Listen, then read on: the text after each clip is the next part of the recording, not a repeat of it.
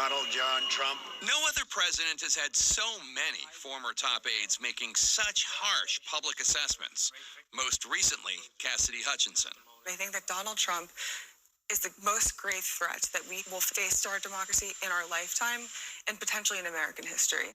She joins a growing chorus. I think he's unfit for office. He will always put his own interests and gratifying his own ego ahead of everything else. Thank you. And today, Trump's longest-serving former chief of staff, John Kelly, is chiming in with his harshest criticism yet. In an exclusive statement to CNN, Kelly says about Trump, "What can I add that has not already been said?" Calling President Trump, quote, "a person that has no idea what America stands for and has no idea what America is all about." For the first time ever, Kelly sets the record straight with on-the-record confirmation of a number of damning details about Donald Trump from background sources, including from a 2020 Atlantic story reported with unnamed sources by editor-in-chief Jeffrey Goldberg, including the stunning detail that Trump turned to Kelly on Memorial Day at Arlington National Cemetery in 2017 and asked, "I don't get it. What was in it for them?" This is Kelly confirming on the record stories of Trump insulting Senator John McCain and former President George H.W. Bush because in Vietnam and in World War II, respectively, the former aviators were shot down.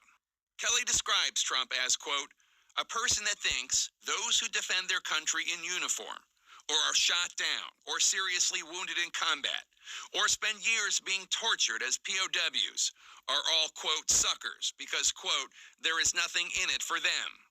A person that did not want to be seen in the presence of military amputees because, quote, it doesn't look good for me.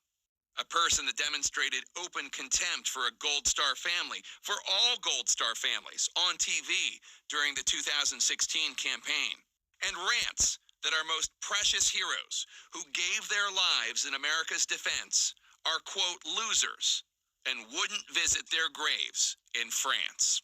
Kelly confirming on the record a story reported in the book The Divider, where Trump tells Kelly he wants a military parade, like one he saw for Bastille Day in France, except he does not want any wounded veterans. Kelly confirming that Trump in 2018 in France refused to visit graves of Americans killed in World War I.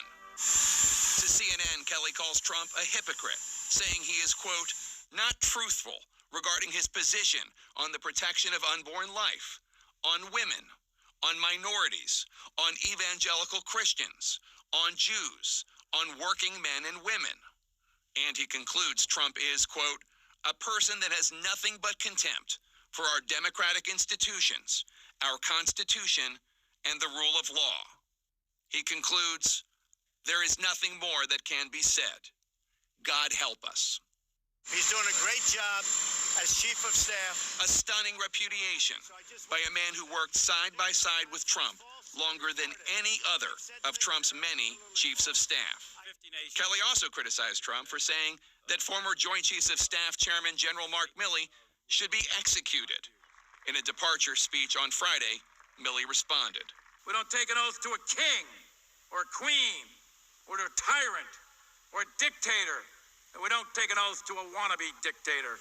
Some of the people who know Donald Trump the best now warning of the threat they think he poses if elected in November 2024. Now, CNN reached out to the Trump campaign Monday afternoon, telling officials at the campaign that a former administration official had confirmed on the record a number of the details about the 2020 Atlantic magazine story. We did not name John Kelly, but we wanted to seek comment about the substance of that story. The Trump campaign responded with a statement insulting the character and credibility of retired Joint Chiefs of Staff Chairman General Mark Milley, who had nothing to do with the story.